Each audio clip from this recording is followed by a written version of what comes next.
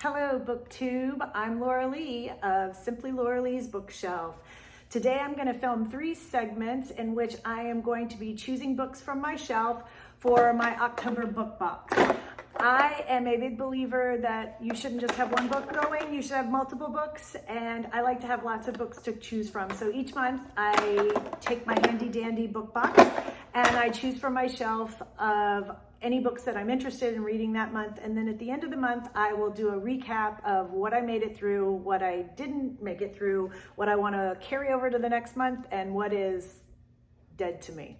So let's get on with it. So this first video is all about Kidlit. I am a lover of Kidlit, and Kidlit technically is anything ranging from picture books, board books, all the way up to YA.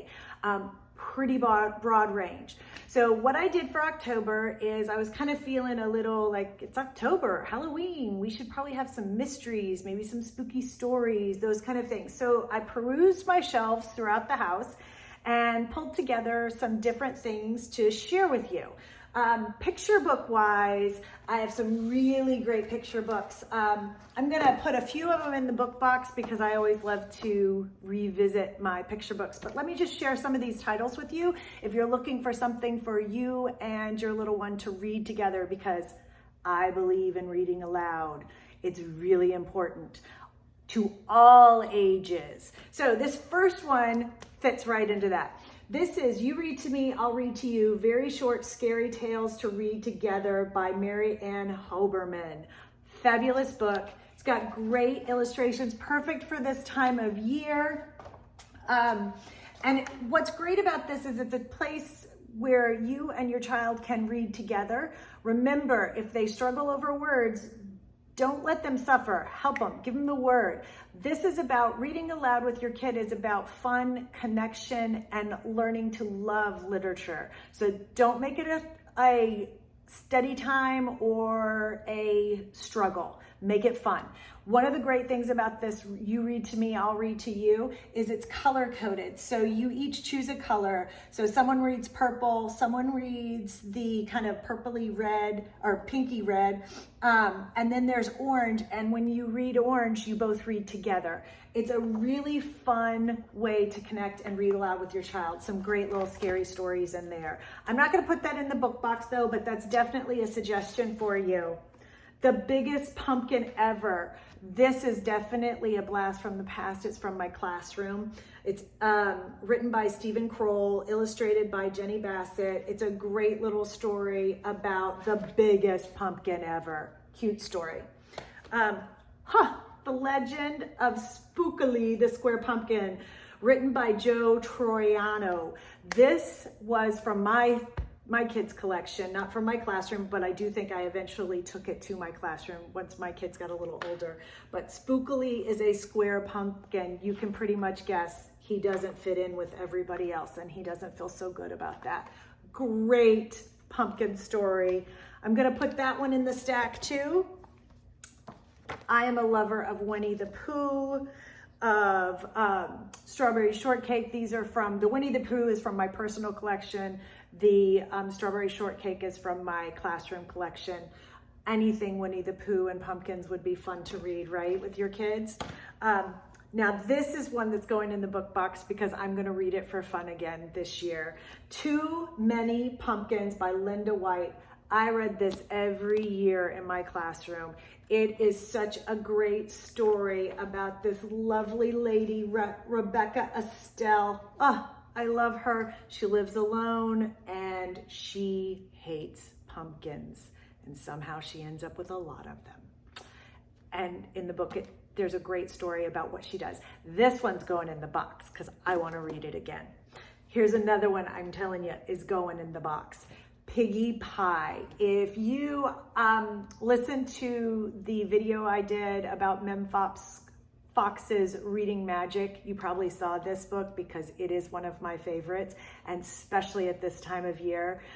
She is a crazy witch and she ends up on a farm and lots of funny things happen. I love this story and my students used to roll on the ground. It was so funny. This one's going in the box to have a little blast from the past. Pumpkin, by Jean Titherington.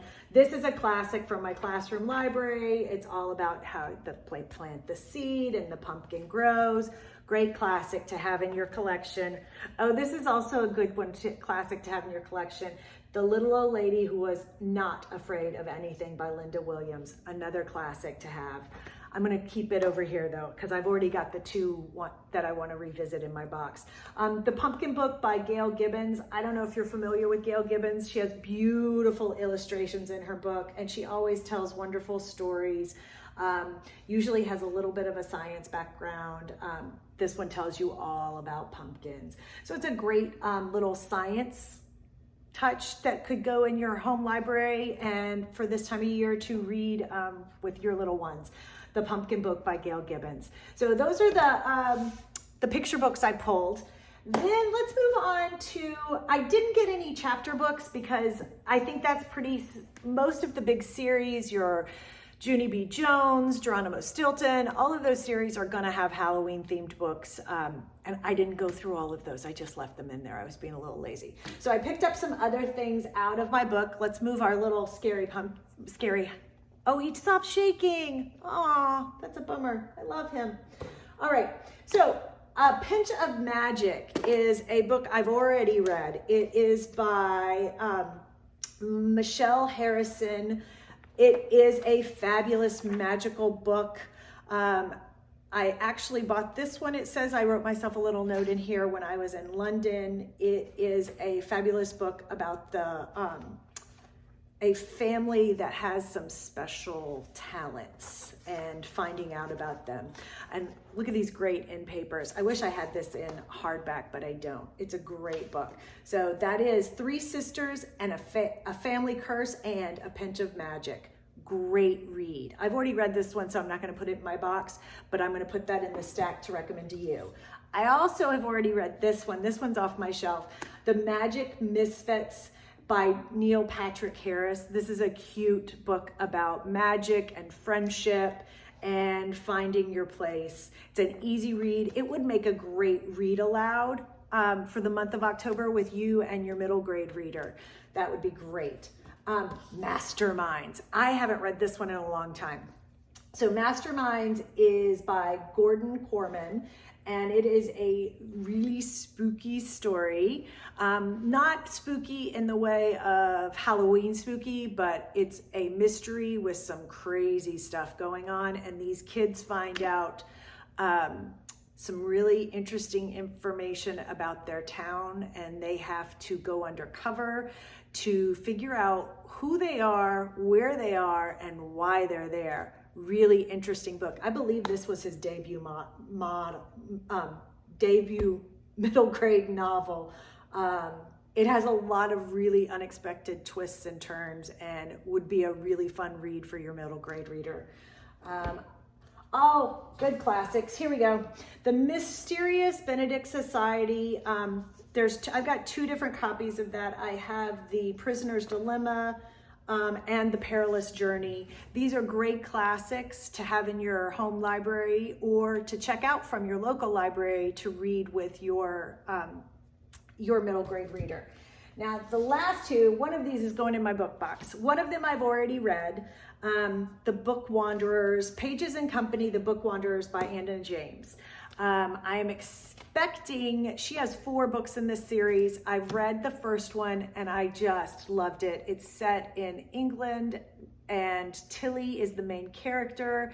She finds out that she is a book wanderer and she comes from a long line of book wanderers. She lives with her grandparents and they own a very enchanted bookshop. And I absolutely loved the first book. So I have ordered the second book. It's going into the book box. I will be reading it this month and I will let you know what I think of it.